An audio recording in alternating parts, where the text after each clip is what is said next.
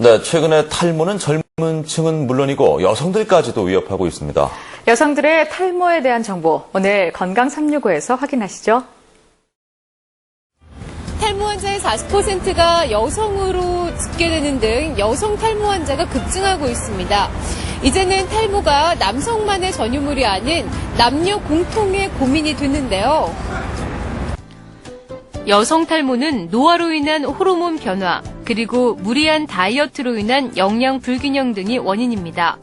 또 염증이나 두피 질환의 방치에 탈모가 유발되기도 하는데요. 하지만 지속적인 여성 탈모의 대부분은 유전적인 요인으로 인해서 발생합니다. 네, 탈모의 형태에 따라 조금 다른데요. 특히 우리 가장 많이 볼 수 있는 그 유전에 의한 여성형 탈모인 경우에는 머리카락이 빠지는 것보다는 머리카락의 굵기가 가늘어지면서 머리카락의 볼륨이 생기지 않고, 그래서 헤어스타일을 해도 스타일이 잘 살아나지 않는 그러한 증상이 처음 나타나고요. 남성들의 탈모와 같이 머리가 벗겨지거나 하지는 않고 헤어라인이 유지가 되면서 가르마와 정수리 부위가 이렇게 그 속이 보이는 그러한 형태로 나타나게 됩니다.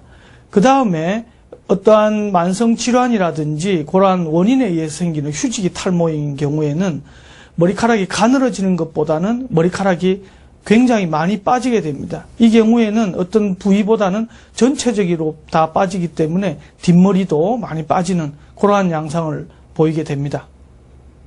두피 관리만으로 효과를 보는 경우도 있지만 유전적인 여성 탈모에서는 근본적인 치료법이 될 수 없습니다. 따라서 여성 탈모가 시작되면 정확한 진단과 함께 조기 치료에 돌입하는 것이 중요한데요. 여성 탈모 치료는 대부분 바르는 약품에 한정되어 있기 때문에 치료가 어렵습니다. 아까 말씀드린 만성적인 질환에 의해서 생기는 휴지기 탈모인 경우에는 우선 원인 제거가 중요합니다. 특히 심한 다이어트를 한 경우 혹은 빈혈이 있거나 갑상선 등의 만성 질환이 있는지 여부를 먼저 찾아내고 그거를 치료하는 게 더 중요하게 되고요.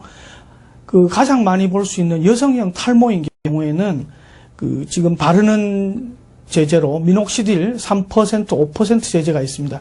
최근에 정도가 심한 경우에는 5% 제제도 많이 쓰게 되고요. 정도가 아주 심한 경우에는 그 남성에서 하는 것 같은 모발 이식을 고려할 수 있습니다. 특히 여성에 있어서 모발 이식의 경우에는 전체적으로 다 하기보다는 가르마나 정수리 부위에 집중적으로 하게 됩니다. 모발 이식 이후에도 약물을 계속 사용하셔야 되는데 이 약물요법의 경우에는 특히 1년 이상 꾸준히 치료하는 게 무엇보다도 중요합니다.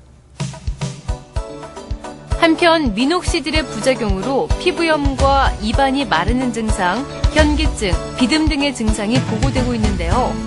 반드시 전문의와의 상담을 통해서 미녹시딜의 사용 여부를 결정해야 합니다.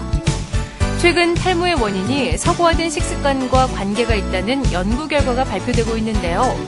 동물성 지방이 과다 함유된 음식은 남성 호르몬의 생성을 촉진해 탈모를 악화시키기 때문에 주의가 필요합니다. 최근 탈모가 급증하고 있는 원인으로 지목되고 있는 인스턴트 식품이라든지 지방의 섭취를 줄이고 콩이나 해조류의 섭취를 늘리는 것이 좋겠습니다. 그리고 여성형 탈모에서 많이 동반되는 지루성 피부염의 경우에 항진균 샴푸를 사용한다든지 정도가 심한 경우에는 병원에서 그에 따른 두피 치료를 받으시는 것이 좋겠습니다. 지나친 염색이나 펌은 삼가하시는 것이 좋습니다. 그리고 머리를 감으신 후에는 두피까지 완전히 말리는 것이 중요합니다. 여성들의 탈모 역시 다른 질환과 마찬가지로 조기 진단과 치료가 가장 중요하다 하겠습니다.